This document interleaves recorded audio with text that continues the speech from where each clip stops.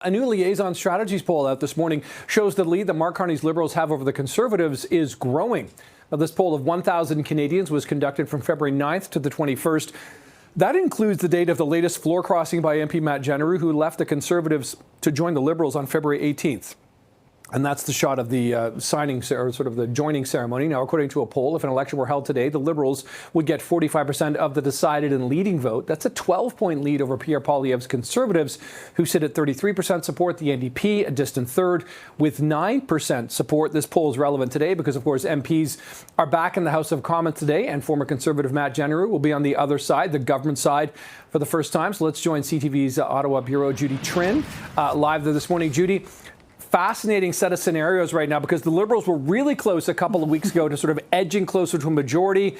Then we found out a couple of people have been sort of, sent to different posts around the world. So there's going to be a really remarkable dynamic at play there this morning, isn't there? That's right. Today will be the first time that Matt Jeneroux will be sitting with the Liberal caucus.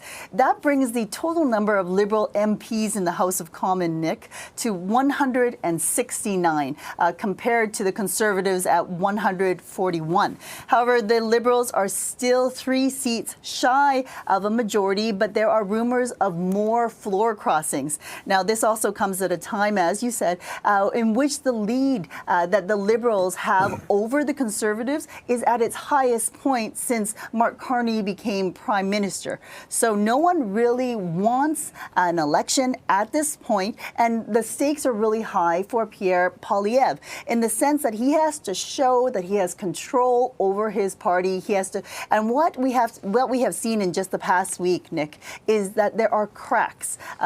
Just last week, a letter surfaced from one of the Conservative MPs from New Brunswick stating that he did not want to take the $10,000 raise that parliamentarians are going to get in April. And that apparently did not go well with other caucus members. You'll also recall that recently another MP, Jamil Javani from Ontario, went down to meet with U.S. Vice President J.D. Vance, his university friend. However, that was against the blessing of Pierre Poilievre. Pierre Poilievre said that Jamil Javani speaks for himself, whereas Poilievre speaks for the party. So there are these cracks, and Poilievre's going to have to show that there is unity despite a weakened Conservative caucus. Nick. Judy, it's interesting. You said nobody wants an election, but you might think with these numbers, the Liberals want an election. The thing is, they can't seem to find a way to trigger it without perhaps getting more unpopular with Canadians who, hey, we just had a federal election a year ago.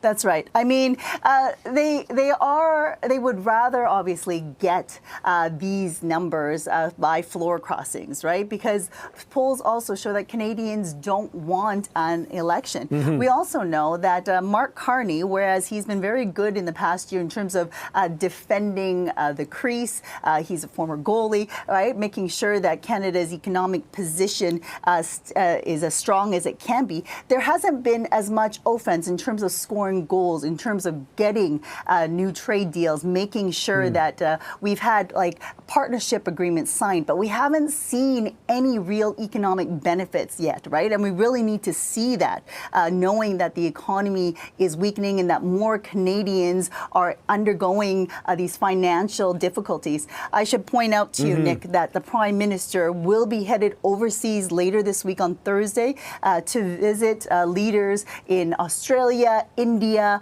and Japan. So he'll be meeting with the prime ministers of those 3 countries once again to advance Canadian trade interests in the Indo-Pacific region. They'll be talking about AI, they'll be talking about critical minerals and about the energy that the Indo-Pacific needs. So once again, an important trade mission for the Prime Minister on the way. Interesting. Okay, that is CTV's Judy Trinh live in Ottawa this morning. Appreciate the update from Ottawa as MPs return to the House today. Thanks, Judy.